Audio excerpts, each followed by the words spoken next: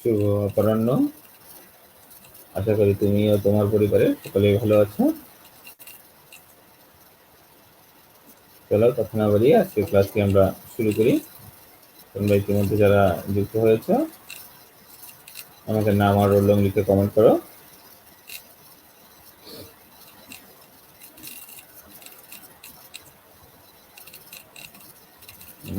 যুক্ত হয়েছ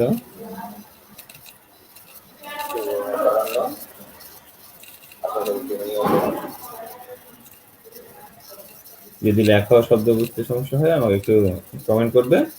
আমরা গত ক্লাসে দা প্রক্লিক সমীকরণটি করেছিলাম। আজ সেই সমীকরণের কিছু গাণিতিক সমস্যা করব। দেখো অনলাইনে আমরা যদি একটি বা দুটি গাণিতিক সমস্যা করি তোমরা বাসায় তোমাদের এক্সারসাইজ বই যে বই আছে সবগুলি চেষ্টা করবে সমাধান করার জন্য।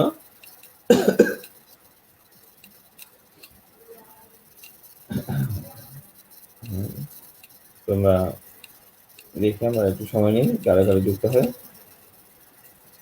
শুভ সন্ধ্যা সাদিয়া, ইয়াসমিন, সামিয়া যারা যুক্ত হয়েছে সবাইকে শুভ সন্ধ্যা।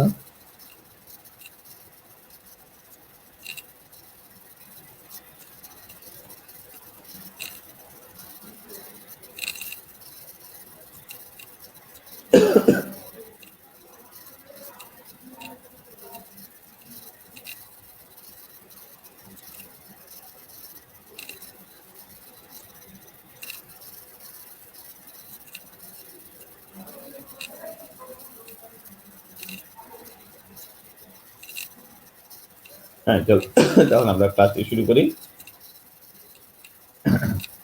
আজকে লেখাগুলো একটু স্পষ্ট হবে, তোমাদের বুঝতে একটু সমস্যা হলে আমাকে জানাবে। শারীরিক অসুস্থতার কারণে ভালো করে ক্লাস রেডি করতে পারিনি।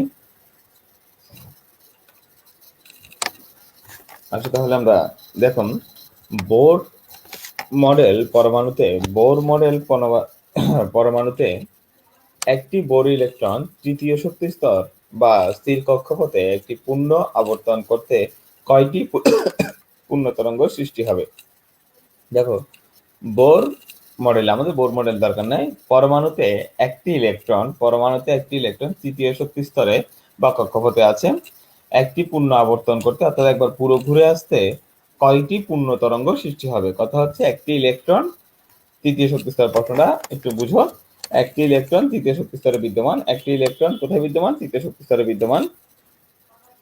একটি ইলেকট্রন তৃতীয় শক্তি স্তরে বিদ্যমান, ইলেকট্রনটি সম্পূর্ণ একবার কক্ষপথ ঘুরে আসতে কয়টা পূর্ণ তরঙ্গ সৃষ্টি হবে তা নির্ণয় করতে বলা হয়েছে। আমি আরেকবার বলছি, একটি ইলেকট্রন তৃতীয় শক্তি স্তরে বিদ্যমান, একটি ইলেকট্রন তৃতীয় শক্তি স্তরে বিদ্যমান, তাহলে সেই শক্তি স্তর সম্পূর্ণ ঘুরে আসতে অর্থাৎ একটি সার্কেল সম্পূর্ণ ঘুরে আসতে কয়টি পূর্ণ তরঙ্গ সৃষ্টি হবে। দুঃখিত।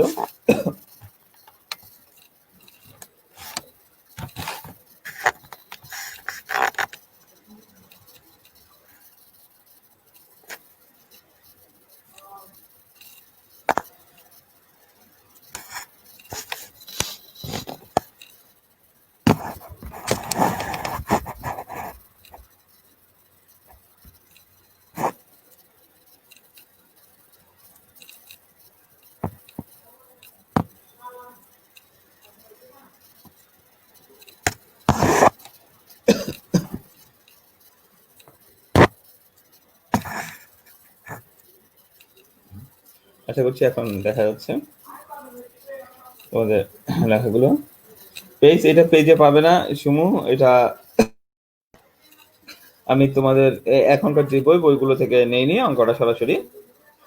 প্রশ্নটা আছে, আমি আছি, সমাধান আছে, আমরাই করেও মনে করো আমি হলাম পেজ নাম্বার হলো মিল্টন মহাজন, সুমু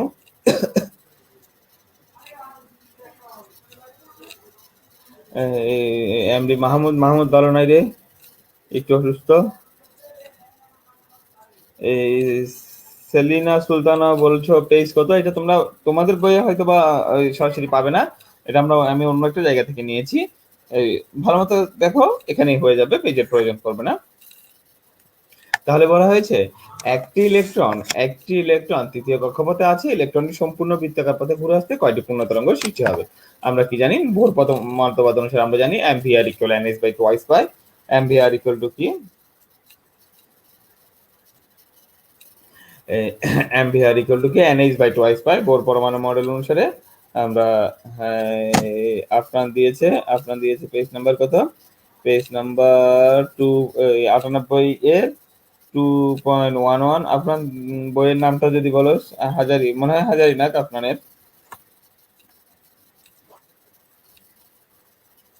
তাহলে বোর পরমাণু মডেল অনুসারে আমরা কি জানি? Ampere equal to nh by twice pi. Ampere equal to কি? nh by twice pi. Bohr পরমাণু মডেল অনুসারে আমরা জানি কি? পূর্ণিমা রানী নামটা আজকে নতুন মনে হচ্ছে। বোর পরমাণু মডেল অনুসারে অ্যাম্পিয়ার ইকুয়াল টু কি? nh by twice pi. আমরা আমাদের যতবার পড়ছি ততবারই দেখেছি। এখান থেকে আমরা কি করতে পারি? 2 পাই কে আমি আর গুণন করলাম, লক্ষ্য করো, 2 পাই কে আমি আর গুণন করলাম, আর এমভি কে আমি নিচে নামিয়ে আনলাম। 2 পাই কে আমি আর গুণন করলাম, 2 পাই আর। এখানে 2 পাই আর করার অর্থ হলো, আমরা জানি, দেখি বলো তো 2 পাই আর মানে কি? কে পারো দেখি 2 পাই আর অর্থ কি? 2 পাই আর দিয়ে কি বোঝানো হয়? 2 পাই আর কিসের সূত্র?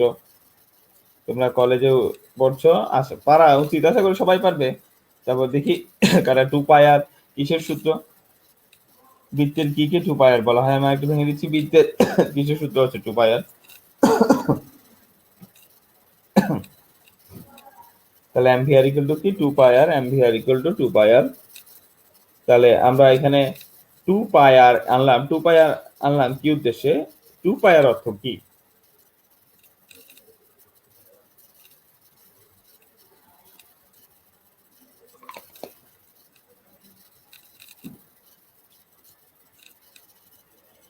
বৃত্তের পরিধি, ভেরি গুড।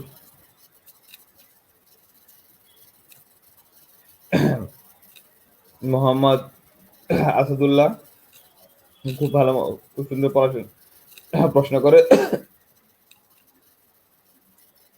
পূর্ণিমা রানী, মনে হয় তোমার এখানে সমস্যা। আমরা মোটামুটি মনে হয় দেখতে পাচ্ছি। হ্যাঁ, পরিধি। Nancy, very good. Selina, Sumaiya, এই তো সবাই পারো। আমি তো ভাবছি শুধু আমিই পারি। এখন দেখা যাচ্ছে আসলে শুধু আমি না, তোমরা আমাদের চাইতে অনেক ভালো পারো। Very good, very good. বৃত্তের পরিধি, এই তো। হ্যাঁ, শুনো, ভেরি গুড। তাহলে এই 2 পায়ের করা হচ্ছে পরিধি, কারণ আমরা জানি পরিধি একবার ঘুরে আসলেই তো পুরো বৃত্তটা ঘুরে আসবে। প্রশ্নটা তোমাকে আরেকবার বলছি, প্রশ্নটা আরেকটু বোঝার চেষ্টা করো। একটা ইলেকট্রন যদি সম্পূর্ণ বৃত্তপথ ঘুরে আসে, একটা ইলেকট্রন যদি সম্পূর্ণ বৃত্তাকার পথে ঘুরে আসে, তাহলে কয়টি তরঙ্গ দৈর্ঘ্য সৃষ্টি হবে? তাহলে সম্পূর্ণ বৃত্তাকার পথ ঘুরে আসতে হলে আমাকে কি বের করতে হবে? পরিধির মান বের করতে হবে। তাই আমরা 2 পাই এর মান বের করেছি। তাই 2 পাই আর ইকুয়াল টু কি? এখানে একটু লেখার উদ্দেশ্য আছে, দেখো। আওয়াজের সমস্যা, আমার এখানে আওয়াজের সমস্যা, অন্যরা একটু কমেন্ট করতো আওয়াজের সমস্যা হচ্ছে কিনা। প্রশ্নটা তোমাকে আরেকবার বলছি।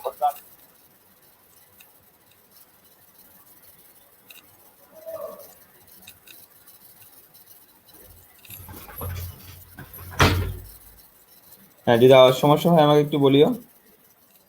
দেখো, তাহলে কি 2 pi r equal n into h by mv। এখানে জাস্ট এটা একটু nটাকে আলাদা করে দিয়ে h বাই mv লেখা হয়েছে। এটা লেখার একটা উদ্দেশ্য আছে। এটা লেখার উদ্দেশ্য হলো n into h by mv, n into কি? h by mv, n into h by mv।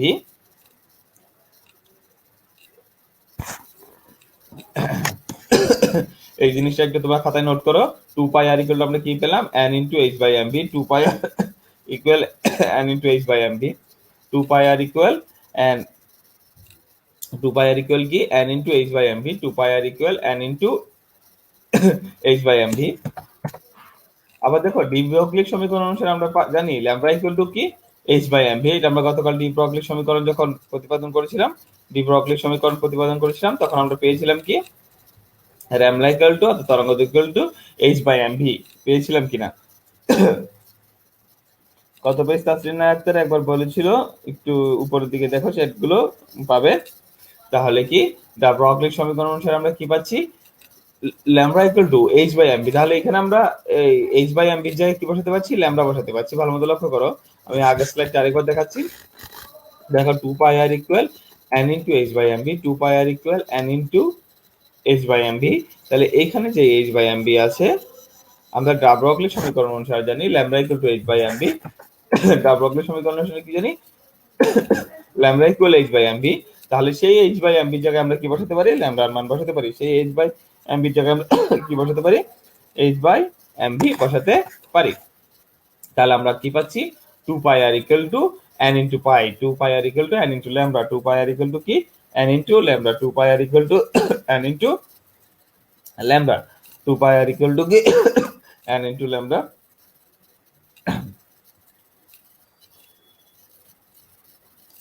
ইবুচাক অনেক দেরিতে এসেছো আজকে। 2 পাই আর ইকুয়াল টু কি n ইনটু ল্যামডা। এখানে 2 পাই আর তো পড়ে দিই, তোমরা সবাই বলেছো।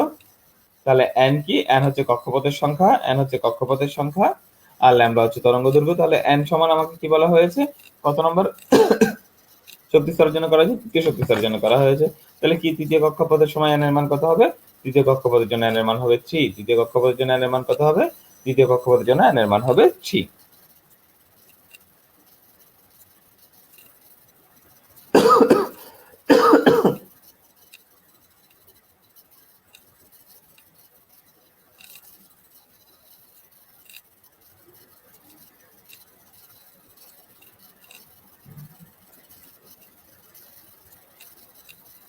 তাহলে তৃতীয় কক্ষপথের ক্ষেত্রে কি হবে, তৃতীয় কক্ষপথের ক্ষেত্রে কোয়ান্টাম সংখ্যা n ইকুয়াল টু কি হবে, 3 হবে। তাহলে এখানে যদি n এর মান আমরা 3 বসাই, তাহলে 2 pi r equal two 3 lambda পাচ্ছি। 2 pi r equal two 3 lambda, 2 pi আর তাহলে কি বৃত্তের পরিধি 3 ল্যামডা, মানে কি তিনটা তরঙ্গদৈর্ঘ্য। অর্থাৎ তৃতীয় কক্ষপথে যখন ইলেকট্রন পরিভ্রমণ করবে, সম্পূর্ণ পরিভ্রমণ করবে, তাহলে তিনটে তরঙ্গদৈর্ঘ্যের সৃষ্টি হবে। অর্থাৎ তৃতীয় কক্ষপথের পরিধি আবর্তনশীল ইলেকট্রনের তরঙ্গদৈর্ঘ্য ল্যামডায় 3 গুণ হয়, ল্যামডায় 3 গুণ হয়। সুতরাং তৃতীয় কক্ষপথে প্রত্যেকটি আবর্তনশীল ইলেকট্রন 4টি পূর্ণ তরঙ্গ সৃষ্টি করবে। অর্থাৎ তৃতীয় কক্ষপথে প্রত্যেকটি আবর্তনশীল কয়টি পূর্ণ তরঙ্গ দৈর্ঘ্য সৃষ্টি করবে, 3টি পূর্ণ তরঙ্গ দৈর্ঘ্য সৃষ্টি করবে। তৃতীয় কক্ষপথে আবর্তনশীল প্রত্যেকটা ইলেকট্রন, তৃতীয় কক্ষপথে আবর্তনশীল প্রত্যেকটা ইলেকট্রন কি করবে, 3টা পূর্ণ তরঙ্গ দৈর্ঘ্য সৃষ্টি করবে। আমি আরেকবার একটু করে তোমাদেরকে দেখিয়েছি প্রথম থেকে। আমরা বোর পরমাণু মডেল অনুসারে কি পাই, mvr equal to ns by twice pi, mvr equal to ns by twice পাই। এখানে আমরা 2 পাই আর এর মান নির্ণয় করেছি, কারণ এটা বৃত্তের পরিধি পুরোবার ঘুরলে একটা বৃত্তে তৈরি হবে, মানে সম্পূর্ণ পথ পরিভ্রমণ হবে। তাহলে 2 পাই আর ইকুয়াল টু কি n into h by mv, n into h by mv। তাহলে এখানে h বাই mv, এখানে h বাই mv রাখা হয়েছে। দেখো ডা ব্রগলি সমীকরণ অনুসারে আমরা h by mv equal to কি পাই, h by mv equal to পাচ্ছি কি lambda, lambda equal to h by mv। তাহলে 2 pi r equal to n lambda. তাহলে n কি, n হচ্ছে কক্ষপথের সংখ্যা। তাহলে আমরা যেহেতু তৃতীয় কক্ষপথ, তাহলে এখানে n এর মান কত হবে, n এর মান 3 হবে। তৃতীয় কক্ষপথে n এর মান কত হবে, n এর মান 3 হবে। তাহলে তৃতীয় শক্তি স্তরে যখন বা কক্ষপথে যখন একটা ইলেকট্রন পরিভ্রমণ করবে, তখন 3টা পূর্ণ তরঙ্গের সৃষ্টি হবে। কয়টা পূর্ণ তরঙ্গের সৃষ্টি হবে, 3টা পূর্ণ তরঙ্গের সৃষ্টি হবে। তৃতীয় কক্ষপথে যখন একটা ইলেকট্রন পরিভ্রমণ করবে, তখন কয়টা পূর্ণ তরঙ্গের সৃষ্টি হবে, 3টা পূর্ণ তরঙ্গের সৃষ্টি হবে। তাহলে এটা কি তোমরা বুঝেছো কিনা আমাকে একটু কমেন্ট করো। আমরা যে গাণিতিক সমস্যাটা করলাম এখন, তা কি তোমরা বুঝতে পেরেছো কিনা, এই অঙ্কটা তোমরা বুঝেছো কিনা আমাকে একটু জানাও। আমার কাশির জন্য হয়তো তোমাদের একটু বিরক্ত লাগছে, কিন্তু বুঝি। হ্যাঁ ন্যান্সি, ধন্যবাদ।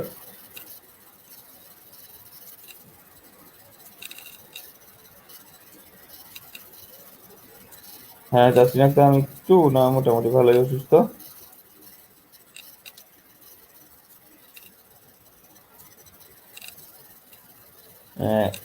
এতক্ষণ একদিনের নজরে আসলো আমি একটু অসুস্থ। হ্যাঁ অসুস্থ, মোটামুটি অসুস্থ। দোয়া করিও যাতে ভালো হয়ে যায়। ধন্যবাদ।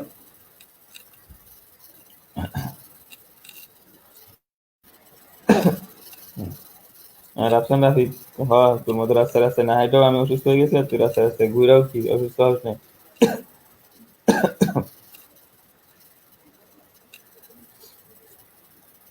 মোটামুটি কাশি, ভালোই কাশি। যাক আমরা আর আর আর একটা অঙ্ক করি, আসুন। তাহলে এটা বুঝেছি, আমরা পরের অঙ্কটাতে যাচ্ছি।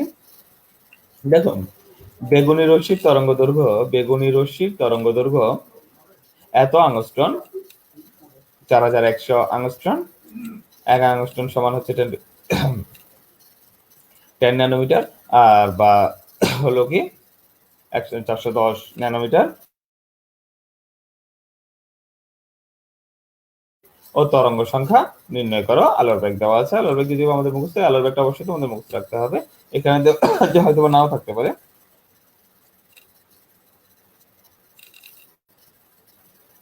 হুম, আশা করছি ভালো হয়ে যাব।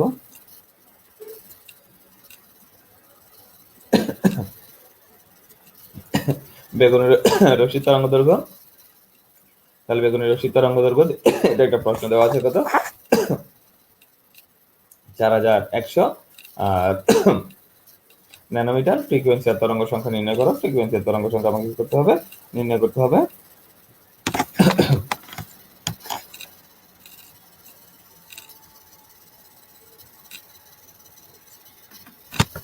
দেখো এখানে কি কি দেওয়া আছে, তাহলে ফ্রিকোয়েন্সি নিউ, এখানে আমাদের কি কি ইনফরমেশন, ফ্রিকোয়েন্সি নিউ এর মান আমাকে নির্ণয় করতে হবে। ফ্রিকোয়েন্সি নিউ এর মান আমাকে নির্ণয় করতে হবে। তরঙ্গ দৈর্ঘ্য ল্যামডার মান দেওয়া আছে, তরঙ্গ দৈর্ঘ্য ল্যামডার মান দেওয়া আছে কত,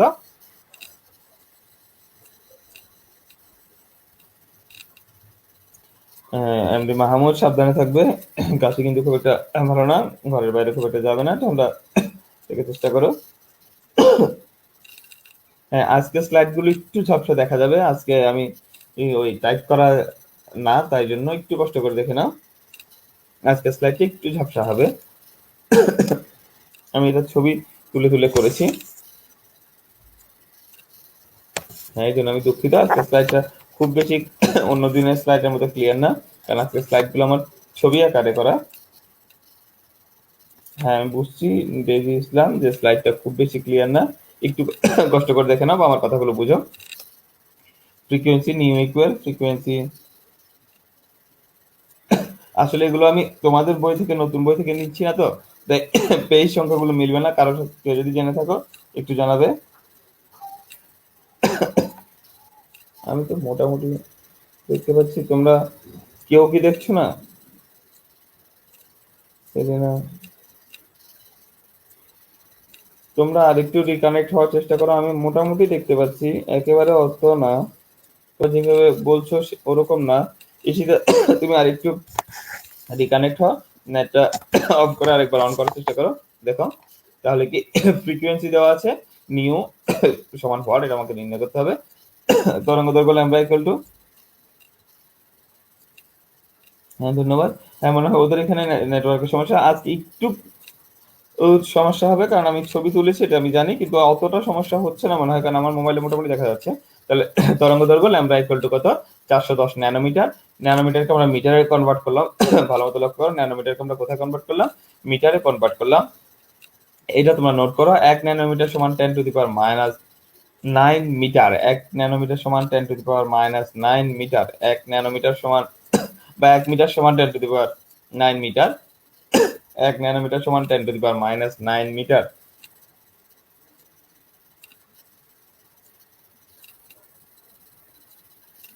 হ্যাঁ ধন্যবাদ। তাহলে কি এই ন্যানোমিটারকে আমরা ন্যানোমিটারে রেখে আমরা অঙ্ক করতে পারবো না, আমাদেরকে হয় অঙ্কটা সেন্টিমিটার নিতে হবে, না হলে অঙ্কটা আমাকে কোথায় নিতে হবে, মিটারে কনভার্ট করতে হবে। হয় সেন্টিমিটারে কনভার্ট করবো, না মিটারে কনভার্ট করবো। আমরা কিসে কনভার্ট করলাম, মিটারে কনভার্ট করলাম। 1 ন্যানোমিটার সমান 10⁻⁹ মিটার। তাহলে ন্যানোমিটার থেকে কোথায় নিয়ে গেলাম, মিটারে নিয়ে গেলাম। ন্যানোমিটার থেকে কোথায় নিয়ে গেলাম, মিটারে নিয়ে গেলাম। আর তরঙ্গ সংখ্যা, এটাকে নিউ বার বলা হয়।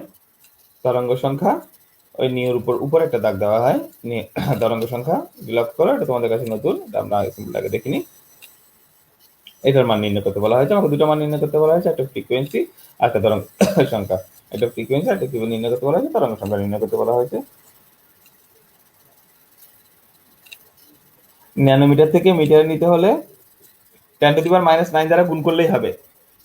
সুমো দেখো, ন্যানোমিটার থেকে মিটার নিতে হলে 10⁻⁹ দ্বারা ওই সংখ্যাটাকে গুণ করলেই হবে। অর্থাৎ ন্যানোমিটারকে 9টা শূন্য দিয়ে ভাগ করলেও হবে।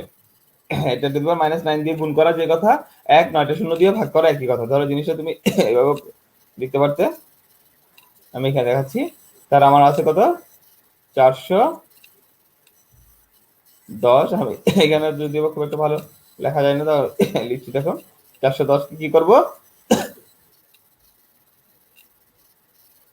410 ভাগ কত, 9টা শূন্য। কয়টা শূন্য, 1। এভাবে কয়টা শূন্য দেবা, 9টা শূন্য দেবা। একটা, দুইটা, এরকম করে করে মোট কয়টা শূন্য দিবা, 9টা শূন্য দিবা। তাহলে কি হবে, তোমার ন্যানোমিটার থেকে কোথায় যাবে, মিটার যাবে। তাহলে ন্যানোমিটার থেকে মিটার নিতে হলে কি করতে হবে, 10⁻⁹ দ্বারা গুণ করো, বা 410কে 9টা শূন্য দিয়ে ভাগ করো হবে। আর তরঙ্গ সংখ্যা নিউ বারের মান আমরা নির্ণয় করবো। তাহলে আমরা জানি c equal to nu lambda, আলোর বেগের সমীকরণ। আমরা এটা দ্বিবক্লিক সমীকরণে দেখেছিলাম। সি ইকুয়াল টু কি, নিউ ল্যামডা। এখানে সি হচ্ছে আলোর বেগ, আর নিউ হচ্ছে কি, নিউ হচ্ছে ফ্রিকোয়েন্সি, ল্যামডাতে তরঙ্গ দৈর্ঘ্য আমরা জানি। তাহলে নিউ ইকুয়াল টু কি আসছে, c by lambda. Nu equal to কি আসছে, c by lambda. Nu equal to কি আসছে, c by lambda. Nu equal to আসছে সি বাই ল্যামডা। ভালো মতো লক্ষ্য করো, nu equal c by lambda. C এর মান কি আসলো, সি এর মান আসলো কত, আমরা জানি আলোর বেগ 3 × 10⁸ মিটার পার সেকেন্ড। যেহেতু আলোর বেগটা আমরা মিটার পার সেকেন্ডে সাধারণত মুখস্থ করি, এই জন্য এই মানটাকে আমরা কোথায় করেছি,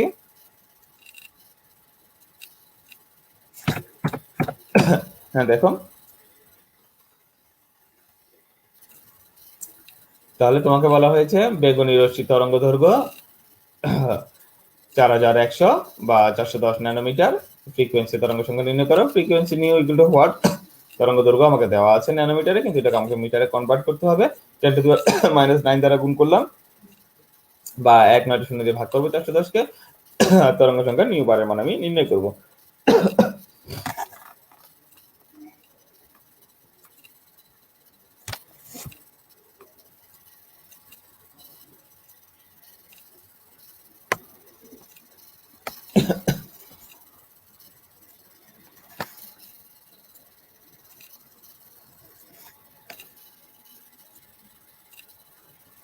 স্ক্রিনশট নিয়ে নাও।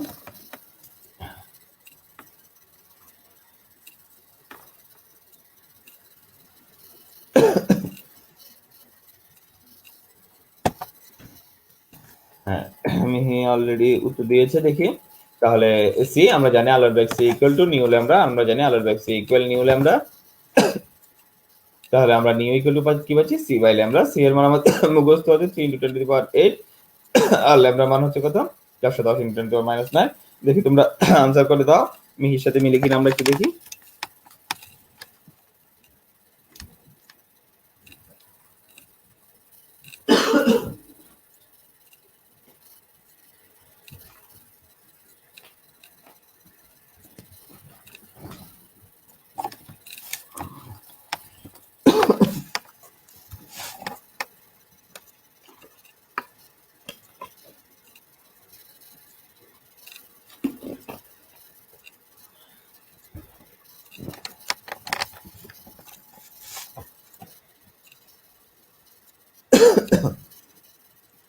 এটার আনসার দেখি কে কে দিতে পেরেছো, পরে আমরা দেখবো মিলে কিনা। হ্যাঁ, hertz, very good. Arpana hertz লিখেছে। কম্পাঙ্কের একক হচ্ছে হার্টস, অবশ্যই হার্টস লিখতে হবে। মিহি তুমিও এককটা লিখো, একক হবে হার্টস। হ্যাঁ,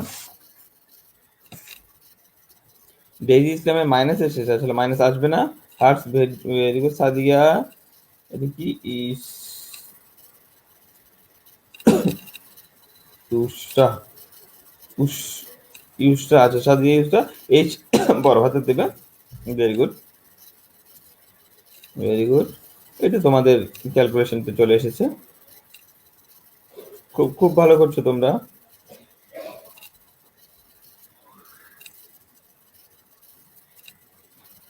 এই যে তোমরা সবাই এক্সপার্ট হয়ে যাচ্ছ ক্যালকুলেশনে।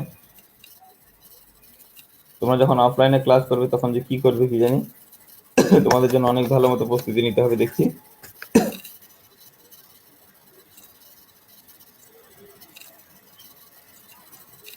না, এটা তরঙ্গ সংখ্যা বের করি নাই। মিহি বলছে যে এটা ফ্রিকোয়েন্সি কম্পাঙ্ক নির্ণয় করেছি বা ফ্রিকোয়েন্সি নির্ণয় করেছি। তরঙ্গ সংখ্যা বের করবো যে তরঙ্গ সংখ্যার একক হার্টজ হবে না, এটা নিউ এর মান নির্ণয় করেছি। নিউ হচ্ছে ফ্রিকোয়েন্সি বা কম্পাঙ্ক, তরঙ্গ সংখ্যা নয় মিহি, এটা হচ্ছে কম্পাঙ্ক নির্ণয় করেছি আমরা। এখন কম্পাঙ্ক তরঙ্গ সংখ্যা নির্ণয় করব, যে তরঙ্গ সংখ্যা নির্ণয় করব। এই তো ভেরি গুড। এই অর্পণা, আচ্ছা অর্পণা তরঙ্গ সংখ্যা নির্ণয় করে ফেলেছে। আমরা এখন যেটা নির্ণয় করেছি এটা হচ্ছে কম্পাঙ্ক। অর্পণা আমাদেরকে কনফিউশন করছে, অর্পণা পরের কাজটা করে ফেলেছে। তাহলে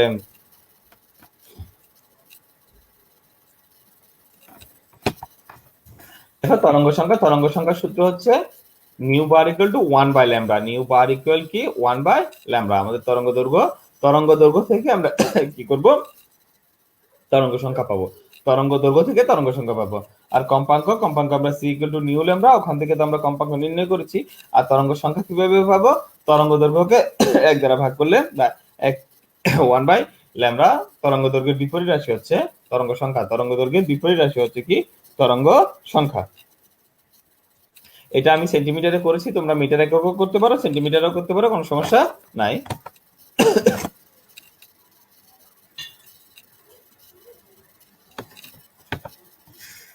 তোমরা যদি মিটারে এখানেও ভাগ করে দিতে পারতে কোনো অসুবিধা নাই।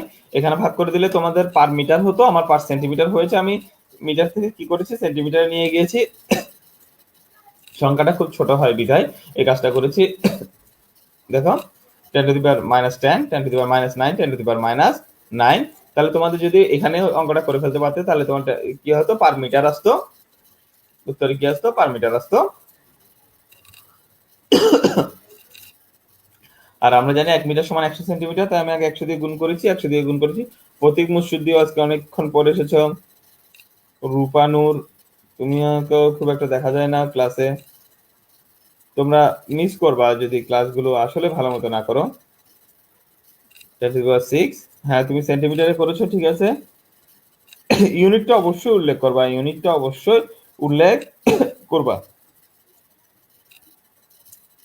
সরি, মিটারে উল্লেখ করেছো, মিটারে করেছো, এই তো মিহি। সেন্টিমিটারে করলে 4 আসবে আর মিটারে করলে 6 আসবে, এই যা পার্থক্য।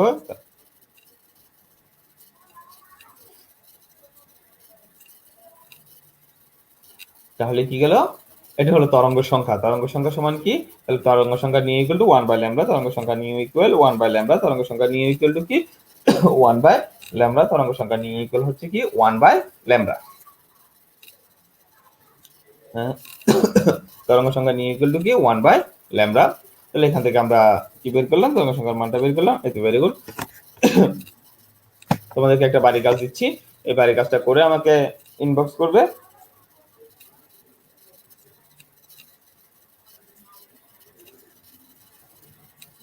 হ্যাঁ রূপানুর, ভেরি গুড।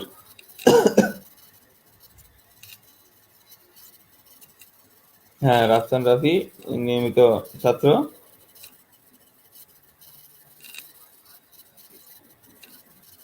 রাফির সামনে আবার রাফসান কোথায় থেকে আসলো? আপনার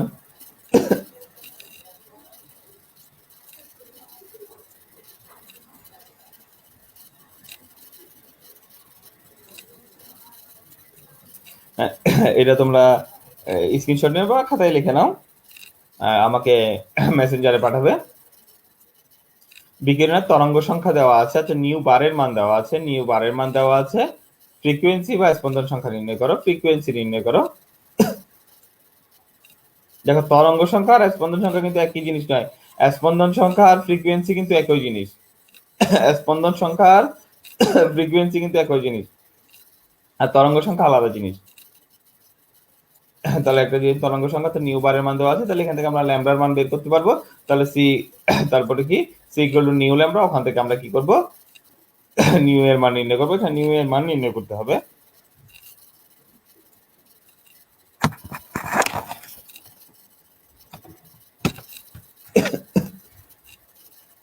শুভ নাও, তুমি প্রথমে স্ক্রিনশট নিয়ে নিও বা আমাকে বলবে সাথে সাথে।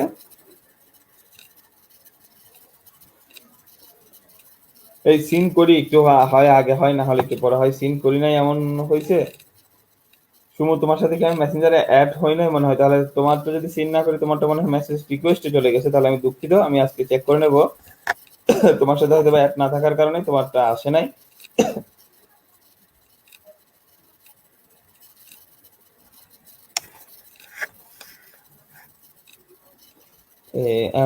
সাব্বির ১ নংটা মানে কোনটা, প্রথমটা একদম?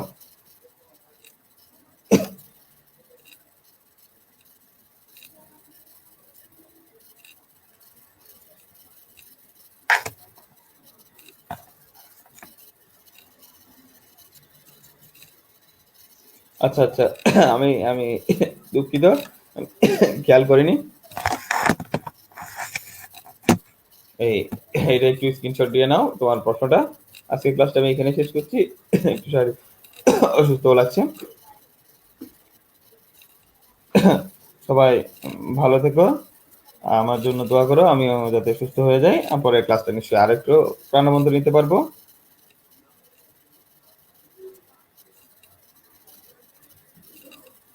তাহলে রূপানুর তোমারও একই হয়েছে, আমি হয়তো ওই মেসেজ রিকোয়েস্টে চলে গেছে, তাই জন্য আমি বুঝি নাই। আমি আজকে চেক করে নেব।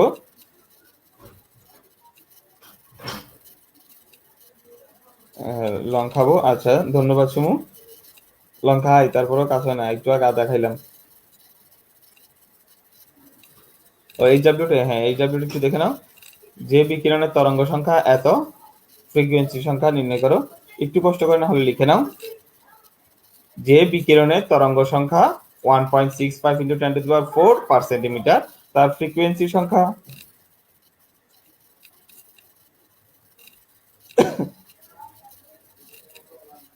হ্যাঁ কানিস ফাতেমা ধন্যবাদ। সাদিয়া, সুচি, এমডি মাহমুদা। যে বিকিরণের তরঙ্গ সংখ্যা এত, ফ্রিকোয়েন্সি সংখ্যা এত নির্ণয় করো। তাহলে সবাইকে ধন্যবাদ আজকের ক্লাসটি করার জন্য। আশা করি সবাই ভালো থাকবে, পরবর্তী ক্লাসে দেখা হবে।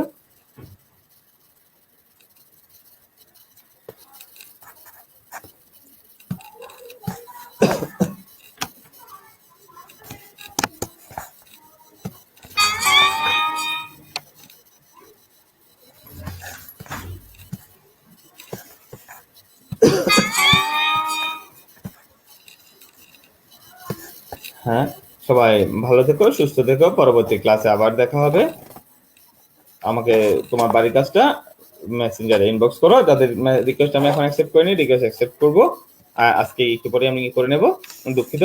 তাহলে সবাই ভালো থেকো, সুস্থ থেকো, সাবধানে থেকো, যাতে অসুস্থ না হও, সময়টা অসুস্থ হওয়ার। সবাই ভালো থেকো, সুস্থ থেকো, পরবর্তী ক্লাসে আবার দেখা হবে, সবার জন্য শুভকামনা।